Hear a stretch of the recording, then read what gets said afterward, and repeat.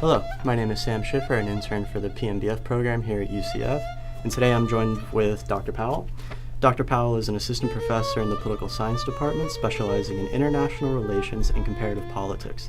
He is especially interested in civil-military relations, with regional interests in Africa and the Middle East. Dr. Powell, thank you for being here with us. Happy to be here. And I'm also joined with Curtis Bell, a senior research associate with the OEF Research Institution. He specializes in peace building, specifically in the Horn of Africa. Mr. Bell, thank you for being here with us. Thanks. I want to start off with Dr. Powell. Lack of resources has become a growing problem in the Middle East and North Africa, particularly food insecurity. How do these lack of resources feed into regime vulnerability, particularly in the Middle East and North Africa? So when you talk about food, you're talking about the most basic asset that people need for survival, obviously. So people will often have a variety of different grievances against their government, where they might have, some sort of desire to replace the leader, or more generally try to change the regime and maybe attempt to democratize or something like that. But usually there's not going to be such a dire state to where people are willing to accept the costs associated with getting on the streets and protesting against the government, and especially actively attempting to overthrow the government.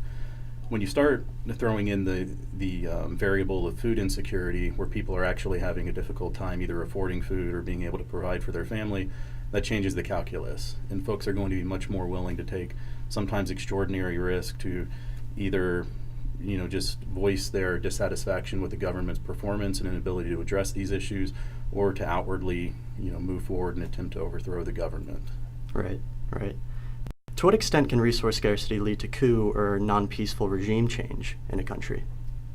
Yeah, I think it's a really good question.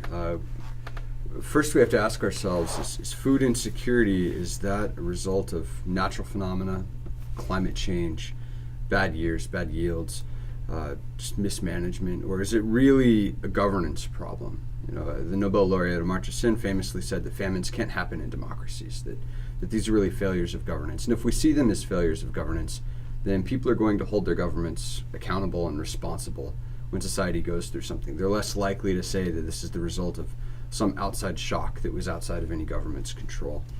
So I think, as we saw with the Arab Spring in 2010, 2011, there is a tendency to blame governments, often rightly so, and this can lead to some of the public resentment that can lay a solid foundation for actions that elites then might take, such as a military coup. Right.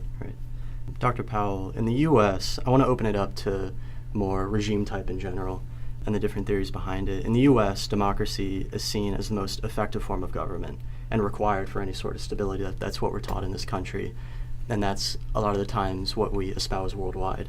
How do Middle East and North African states perceive democracy as a source of stability, if at all? Can there be stability without democracy in the Middle East and North Africa? Yeah, it's a tough question. I think there can be stability in the absence of democracy, and we've obviously seen in recent years where efforts to promote democratization have failed miserably.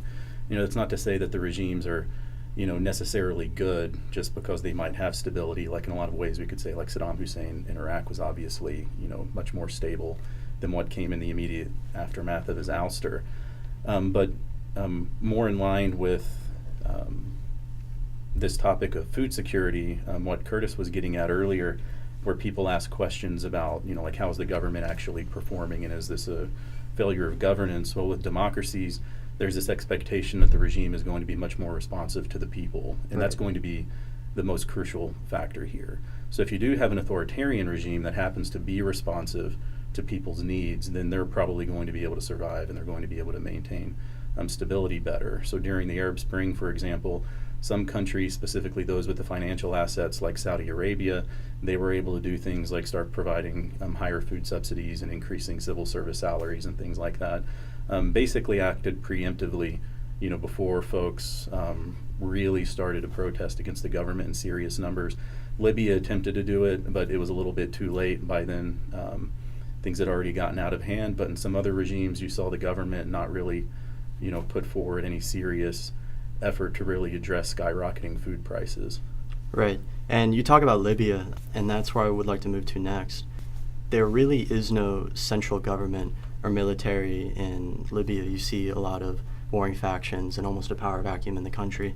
How can resource scarcity exacerbate the unrest in the country? Can it create a breeding ground for extremism? Does it encourage more human trafficking? Dr. Bell, you feel free to answer this one. Well, I think there are a couple of things that are important to remember about most of these countries in this region. Not only that they're not democratic, as you said before, but that in a lot of these regimes, they maintain patronage through creating large numbers of jobs in civil society, far more than we have in the United States. In Egypt, the military alone is approximately a third of GDP, if not higher. One of the popular responses to the Arab Spring was to create whole new ministries of positions. So when you have a situation like Libya, what's important for us to remember is that when the government collapses, many, many, many people are also losing their jobs as well, and this pours fuel on the fire quite a bit. So that's one thing. Another thing is that many of these countries are very dependent on food imports. There isn't real sustainable subsistence agriculture for everyone. And when they're more dependent on imports, they really need the kind of security and stability to be able to maintain these trading relationships. Right. Now, switching gears a little bit to the Syrian civil war, moving away from the resource scarcity aspect. Dr. Powell, with respect to the result of the Syrian civil war, what is the best outcome the U.S. can hope for, and what can the U.S. do, if anything, to affect that outcome? Yeah, so right now I'm not sure that there is actually going to be any sort of a good outcome.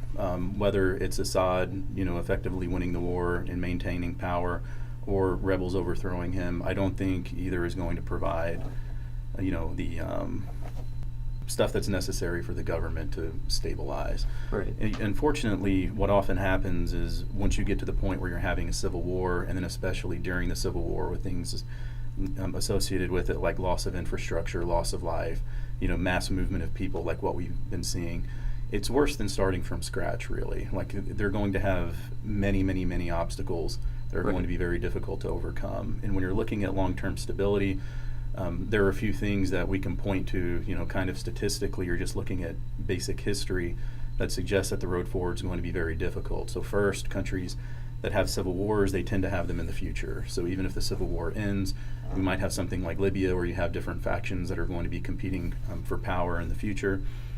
But even if the civil war does end, and even if we did see a government try to, put forward some sort of broad-based representative government, we really don't have any examples in recent history, like say the last half century, where a country has come out of a civil war like this and is actually democratized. Like, there aren't really examples of it that we could point to where this might happen. Nicaragua might be one that we can say, yeah, okay, maybe by the early 90s they were democratizing, but overall the path forward is going to be very difficult. Right.